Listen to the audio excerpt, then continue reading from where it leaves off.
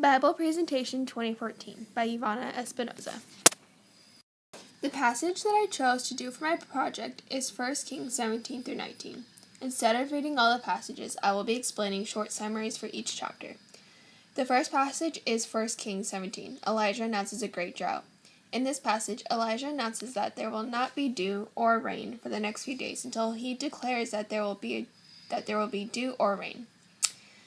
The second passage is Elijah fed by ravens. The Lord went to Elijah and told him to leave and go to Kerith Ravine and to drink from the brook. Also, while he was there would be ravens to provide him food. The second passage is Elijah and the widow. The Lord came to Elijah again and told him to go to Zarephath, and there will be a widow waiting for him with food to give him. Elijah went to Zarephath and saw the widow picking up sticks near a gate. He asks the woman if she has any food or water to eat. She says that she does not, but has ingredients to make bread. She is gathering sticks to make her sick son a meal before he dies. Elijah allows the widow to make him bread before she leaves to care for her son, and the widow followed Elijah's orders. A little after, the widow's son grew worse, and Elijah helps her son by stretching the boy out 3 times and yelled out to the Lord for the boy to come back to life. 1 Kings 18. Elijah and Obadiah. This passage explains how the Lord came to Elijah and told him to present himself to Ahab, and the Lord will produce rain. Jezebel was killing the Lord's prophets, and Obadiah had taken prophets and hid them and provided them with food and water. They also had animals with him. And Ahab told Obadiah to find grass, so they won't have to kill the animals for food. While Obadiah walks to find food, he bumps into Elijah, and Elijah tells him to tell his master that he is here. The next passage is Elijah on Mount Carmel. Obadiah took Elijah to meet Ahab, and Ahab did not recognize Elijah. Elijah tells Ahab to go to Mount Carmel and summon the people from all over Israel. 1 Kings 19. Elijah flees to Horeb.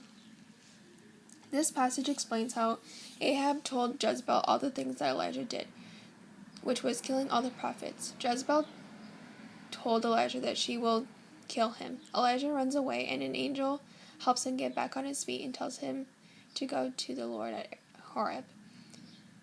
The Lord appears to Elijah. The Lord asks why he is there, and Elijah tells him that he has been very zealous to the Lord. The Lord tells him to appoint many kings, and the last one is the call of Elijah. Elijah sees Elisha, where he was plowing 12 oxen. Elisha was going to follow Elijah, but Elijah told him not to follow him and feels bad for what he has done to Elijah. So, next is the application. All of Elijah's adventures all have a specific meaning to them. The one that stands out the most is Elijah and the widow at Zarephath. This passage shows that we need to help others when they are in need. Even if we can't help that specific person, we should always try and help. Another example is when Elijah flees to Horeb and the angel helps him get back on his feet and tells him to keep on going. This shows that we should always help out our friend and encourage them to keep on going. When they are knocked down, we should always try to get them back up and help them be back on track. There are always people in need of help, but people don't realize that we need someone to talk to or they are in actual trouble. We should always ask how their day is going and if they need anything, and even if they don't need something, just tell them that they are there, that you are there for them, and that they are loved. So, historical context. For the passage Elijah announces a great drought, it says that God will not produce rain nor dew. By withholding rain, Yahweh is demonstrating the power of his kinship in the very area of nature over which Baal is thought to have jurisdiction. By announcing this to Ahab in advance, it portrays Yahweh's kinship and power.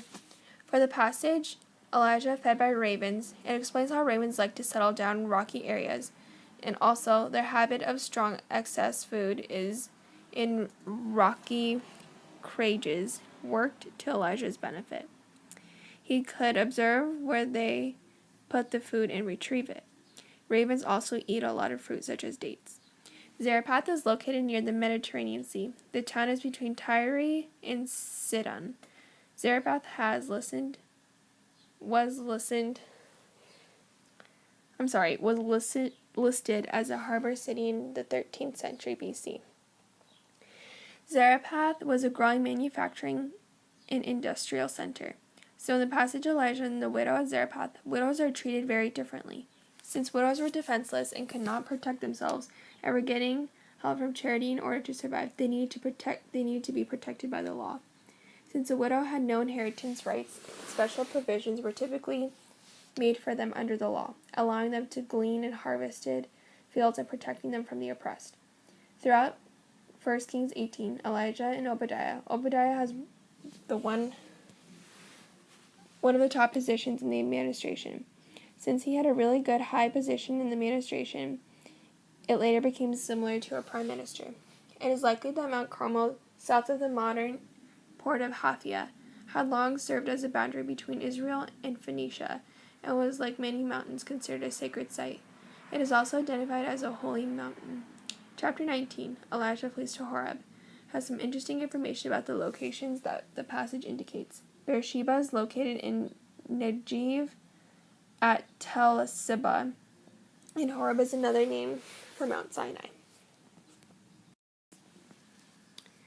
Literary context. In the passages, Elijah announces a great drought, Elijah fed by ravens, Elijah and Obadiah, Elijah on Mount Carmel, the Lord appears to Elijah, and the call of Elijah do not really explain meta-narrative and or the second-level narrative. The only two passages that really show meta-narrative and second-level narrative are Elijah and the widow and Elijah flees to Horeb. For Elijah and the widow, the act of God leading his people back to their faith is in this passage. When Elijah helped the widow's son come back to life, it wasn't God who brought the boy back. But when the son came back to life, the widow gave full faith and full trust in Elijah. By Elijah helping the widow, it shows respect. It shows respect because not a lot of people like widows and trust them, so it shows a lot of respect. For meta-narrative, it shows restoration because Elijah brought back the widow's son. For second-level narrative and meta-narrative in Elijah flees to Horeb, the angel helps Elijah have confidence in himself, and the angel helps by getting Elijah back on his feet. Analysis of passage. With all the commentaries of all the passages, it's very interesting to see how the Bible interpreted the stories. When reading the Bible in the chapters, it can be very confusing at times, and reading the commentary from the other books really helps. It really helps with understanding what the passage is trying to say and explain into depth. And this is just my works cited page. Thank you.